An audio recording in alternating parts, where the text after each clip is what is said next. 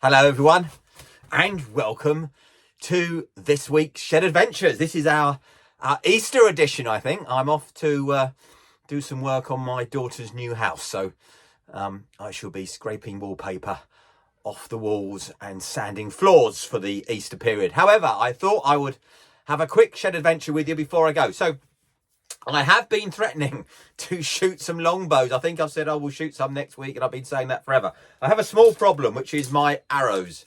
For any experts, and I am no expert on longbows or archery, they're all too short, really, for my bows.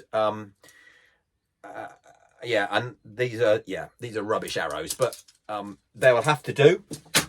So what are we going to do? Well, what I think we'll do is we will shoot as a trial what I would call a proper bow. So this is nothing super special. It was, well, actually in its day it had sights. It was okay, but its day like everything in Shed Adventures was a long time ago. I'm reading it and it says it's a 38-pound pull, which I think is probably real. It's probably why I can actually with my pathetic arms pull this back. So we're going to use this as our sort of, this is what modern world produces. Recurve bow, I think they call that. So this will be fiberglass. Obviously got a nice ergonomic grip on it. Actually got a sight. So three, yeah, I can give that a good pull. Then what we'll do, we'll try and use all my attempts at English longbows. So we'll string up the one we've built recently, and we know we've got issues with its tillering. It's still not right. It bends in all the wrong places, so I've still got to do some more work on that. But let's shoot it off. We will then have a go with the first bow I ever made, and this is a right mishmash. And again, the tillering on this bends in all strange places. But my problem here is, my issue here is, and with my other longbows, I need longer arrows. So you've got to be really careful. Here's a warning. Look, I pull that back and I could easily stab that into my hand. So you need to make sure that your arrows actually match the draw length of your bow. So I can only bring that bow really safely back to about there. But you know, that's got a bit of, oh, I made this in a shed. No, it's not.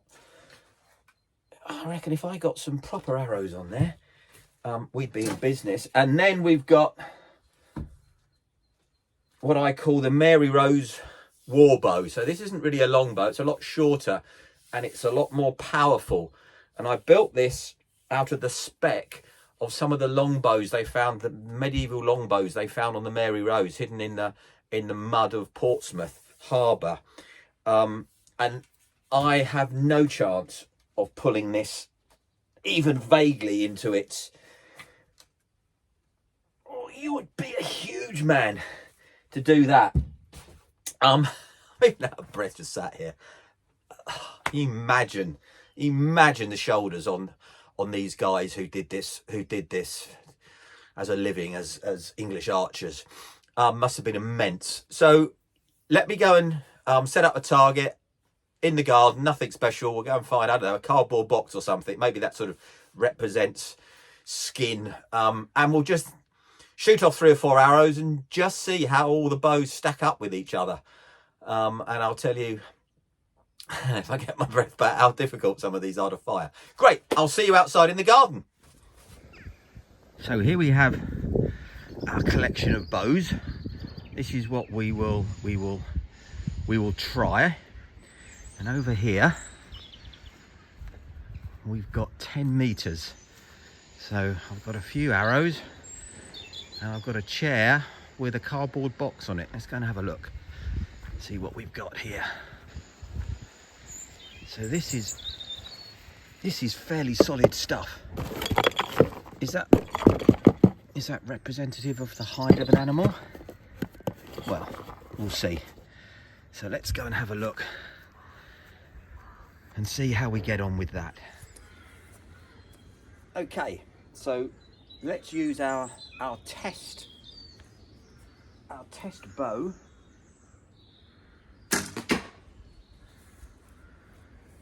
and I missed the cardboard box. Maybe I should have got my eye in.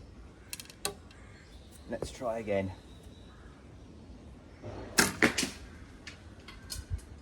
Oh, that's interesting, and just shows you the power of an arrow. I missed the cardboard box and I went straight through the back of that chair.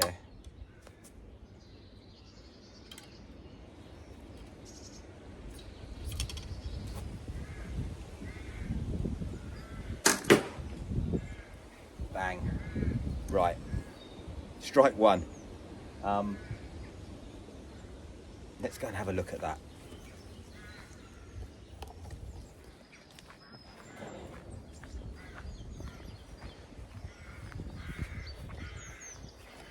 So, what have we got here?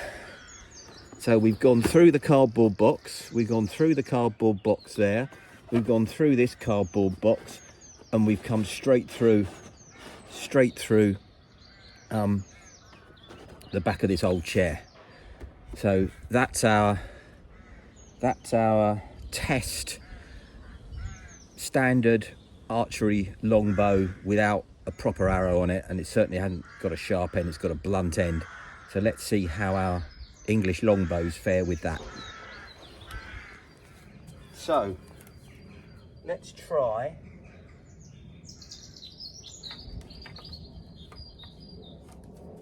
the longbow we made together, the one that's causing me so much trouble.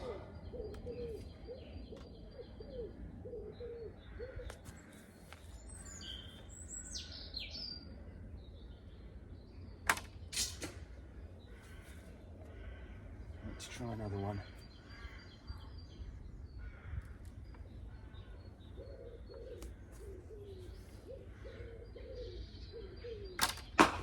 Oh, right, you could probably hear that. Okay, let's give my first ever attempt at a longbow a go.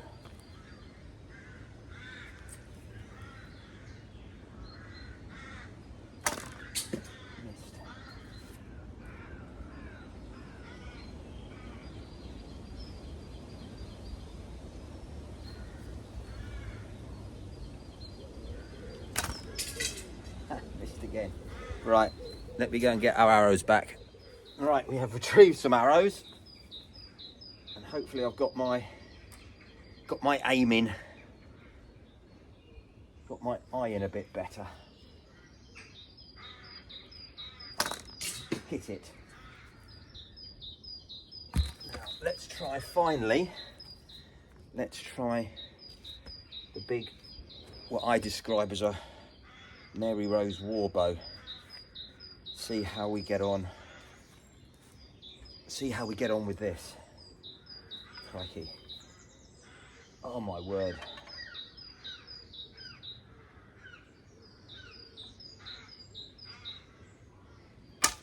Oh. Right, let's go down and see what the camera shows us on those hits. Okay, so this is not a scientific experiment, but I tell you what, at 10, 12 meters, I would not want to be standing here. So we can see that this was what I would call the proper bow. This actually was the war bow. This poking through here, it missed this, went through there, and is poking out the back of the chair. That was the first bow I'd built, and I'm not sure where the arrow went with my latest bow. I seem to have lost that, so I missed. But so this was the easiest one to fire for definite, and the most accurate, let's be honest. Ergonomic handle, and a modern bow with a proper bowstring. But for something that you've made in your garden, it's pretty horrific when you see this going through God. That's, you know, I know it's only cardboard, but that's 2 layers of cardboard and a seat with a blunt arrow. These are not, you know, these should be shot into a hay bale target or something. There's no sharp warhead on that. So there we have it. So there we have it, everyone. A quick episode, not very scientific, quite a lot of fun and quite scary. So between our 3U longbows, if you knew what you were really doing as a longbow maker, I'm sure they would be far more refined and far better than what we've made. But good stab. These definitely need arrows that are properly tuned to the length of the pull. I couldn't really let rip with any of these, so they weren't at their maximum. And of course this one I can't even really pull to where it needs to be. I've got full hand on there. I should be 3 fingers. So scary, powerful weapons, and in the hands of a well-trained English archer, we can only imagine what they would do on lightly armored troops in an open field with proper heads on the arrows, rather than just these. Look at that. That's just a round. That's nothing. And are these boxes representative? Probably a skin, I would think. Both through there, I would think that's fairly representative of a piece of hide. And I certainly wouldn't want to stand there and have one of these coming at me at the sort of rate there. So, yeah, I think success. So I hope you found that a bit of fun, and we'll unstring these and put these back where they belong. And maybe if I can find some arrows, or maybe I'll learn how to actually make some proper medieval arrows. And I need to find some goose tail feathers, I understand, for do the fletching. So maybe for another shed adventure we'll try and make some proper arrows and shoot them. So I hope you've enjoyed this. Have a fabulous Easter, everybody. Please like and subscribe, because it really helps the channel. And I'll see you next week after the holiday. Bye bye now.